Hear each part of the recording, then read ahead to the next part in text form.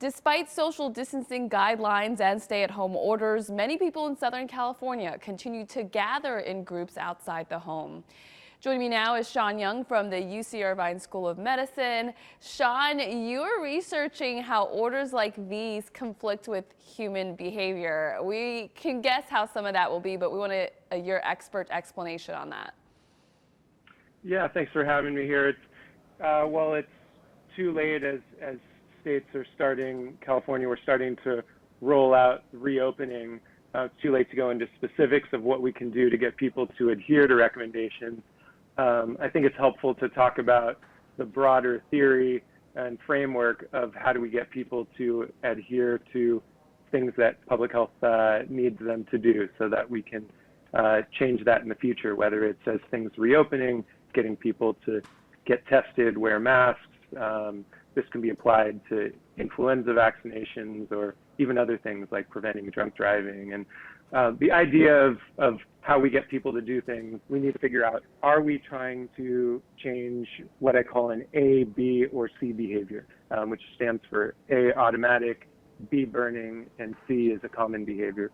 And then once we know if we're trying to get people to change an A, B, or C behavior, we can use a set of tools. So in this case, getting people to, whether it's stay at home, getting people to wear masks, getting people to not be at the beaches or protesting, these are typically C behaviors. And so knowing that it's a C or common behavior, C behaviors, the reasons why people typically don't adhere to those behaviors, typically because they're either not motivated, difficult to do them, or as in these pictures here, other people aren't doing them. And if other people aren't doing them and we see that, then it can actually backfire and get us to be less likely to do those things. So in the case of getting people to adhere to government recommendations, the tools that are important to help people adhere to those recommendations, there are two really important ones. One of them is called community, which is basically the idea of a type of peer pressure, that if we see that other people are doing something, we'll be more likely to do it. If we see that other people are following these orders, we'll be more likely to do it. In this case, learning that people are all outside, they're at beaches, this is backfiring, causing people to think everyone's outside, so it's okay to not listen to the government orders.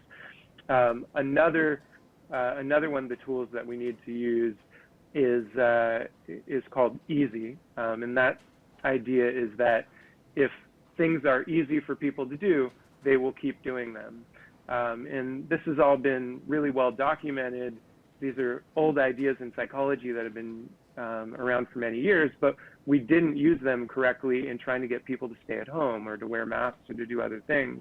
And I think that's been a real failure in government and public health messaging and delivery, and I'm hoping we can change that. So that's a really interesting point you're making. So where do you think we went wrong? Was it a matter of time before people stopped adhering to it because we are just social beings, or was there something about the messaging that you think made it less likely for people to follow the rules? First, there's been a disconnect across different government levels, the people who are giving us the information. So from the president and from the Surgeon General's office to the CDC to state and even local governments, there's been inconsistent messaging, and it's changed over time. And part of the reason for that has been a lot of these messages have happened on places like Twitter, where there's a character limit. So even if we knew the correct answer by releasing them on Twitter, the Surgeon General, for example, had been early on saying, don't buy masks, stop buying masks, everyone. The CDC, meanwhile, had been saying, if you're sick, you need to wear a mask. And so there's disconnect in messaging. And so part of the fault has been in the lack of coordination across different levels and just different government officials. But there's also a psychological bias. We as individuals are motivated to think that we're not at risk for things that could hurt us, especially if those things are stigmatizing. So in the case of COVID, people will stay away from you, and there are real consequences to testing positive, over and above health consequences. So there's this psychological bias that makes us think, I couldn't possibly be at risk for this. Yeah, I mean, I think this is a really difficult thing to wrap your head around, right? And what we're being asked to do is very different than what anyone has lived through. So it's no surprise that we're having some issues with people kind of staying on course. Sean, I could talk to you about this forever, but unfortunately we are out of time. But thank you so much for your insight. Thank you.